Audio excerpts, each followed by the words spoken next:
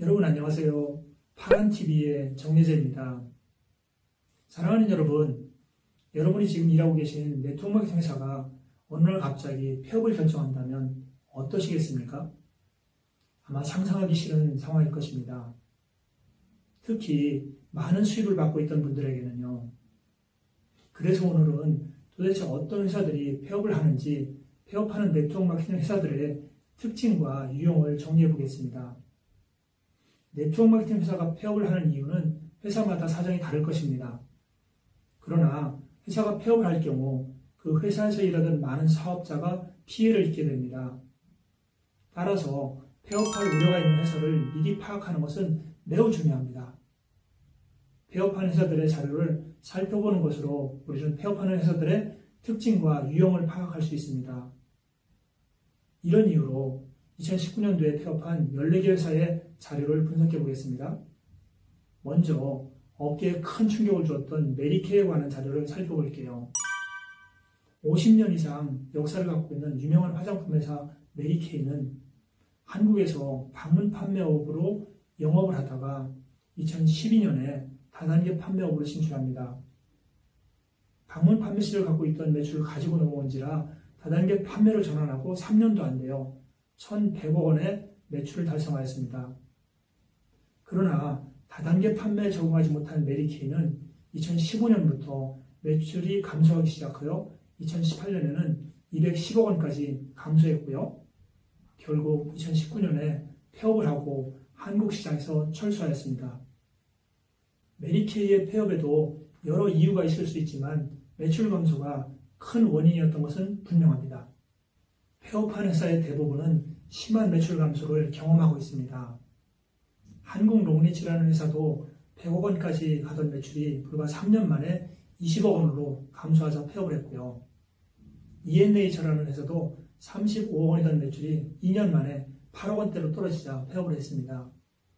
에이플도 780억 원이던 매출이 2년 만에 170억 원으로 떨어진 후 폐업했고요. 회사의 매출이 크게 감소하는 이유는 회사마다 다릅니다. 그러나 그 이유가 무엇이든 회사는 매출 감소를 극복하지 못하고 폐업을 하게 되는 것입니다.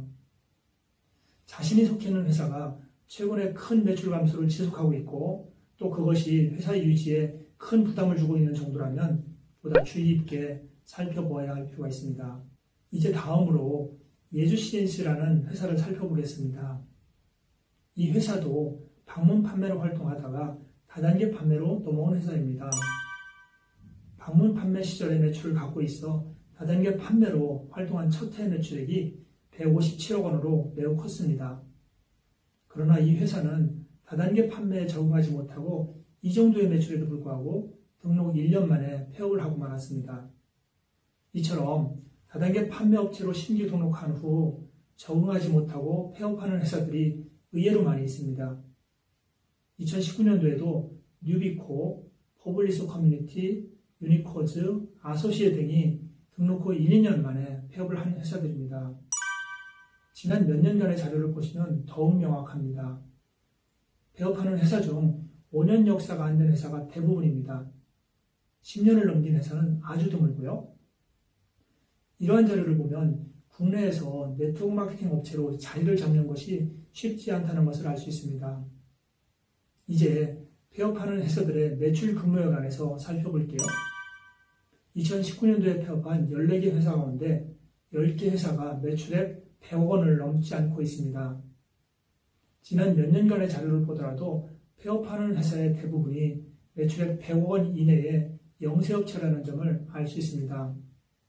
그러나 매출액 100억 원이 넘는 회사라도 경영상의 문제, 법 위반에 따른 징계, 그리고 제품의 결정적인 하자, 그리고 사업자들의 이탈 등 회사의 특수한 사정에 따라 폐업하는 경우가 있다는 점에서 꼭 안심할 수 없습니다.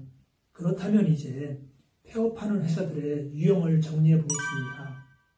첫째, 다단계 업체로 등록하였으나 성장하지 못하고 폐업하는 경우가 있습니다. 방금 전에 보았듯이 가장 많은 사례가 될 것입니다. 둘째, 매출이 크게 감소함에 따라 폐업하는 회사도 있고요. 셋째, 불법 영업을 하다가 징계 처분을 받고 폐업하는 회사도 있습니다. 넷째, 제품의 중대한 하자로 폐업하는 회사도 있고요. 5번째, 사회적 이유 등 돌발 변수에 따라 폐업하는 회사 등이 있습니다. 마지막 5번째 사례로는 2016년도와 2017년에 폐업한 통신상품을 지급했던 회사들이 여기에 해당합니다. 폐업하는 회사들의 경우 폐업 몇 년 전부터 경영상 불안한 모습을 쉽게 엿볼 수 있습니다. 회사의 매출이 급감하거나 보상 플랜이 크게 변하기도 하고요. 회사의 명칭과 대표자가 바뀌기도 하고요. 법률 위반으로 징계 처벌을 받는 일이 자주 일어납니다. 2019년에 폐업한 14개 회사 중에도 최근 몇 년간 회사의 명칭이 변경되는 회사가 6개 회사나 됩니다. 공정거래위원회가 명칭이 변경되는 회사에 대해 주의를 촉구한 이유를 알 수 있습니다. 우리는 10년간 사용할 전자제품 하나를 구매하는데도 꼼꼼히 따져보고 선택합니다. 네트워크 마케팅은 10년이 아니라 우리의 평생을 결정할 수 있는 일입니다. 아니, 우리 자녀들의 미래까지도 바꿀 수 있는 일입니다. 정말 신중하게 회사를 선택해야 합니다. 내가 일하던 회사가 갑자기 폐업을 한다고 생각해 보십시오. 그간의 노력이 물거품이 되는 순간입니다. 높은 수익을 받고 있던 사업자들에게는 엄청난 충격이 아닐 수 없습니다. 상상하고 싶지 않을 정도요. 그동안은 공정거래위원회 자료를 가지고 업계의 상황을 분석해드렸습니다. 앞으로도 필요할 때마다 개별 회사들의 자료를 올려드리겠습니다.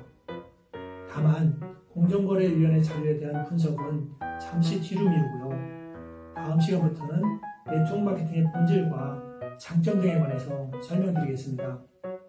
다음 시간에 뵐게요. 오늘도 발언합시다.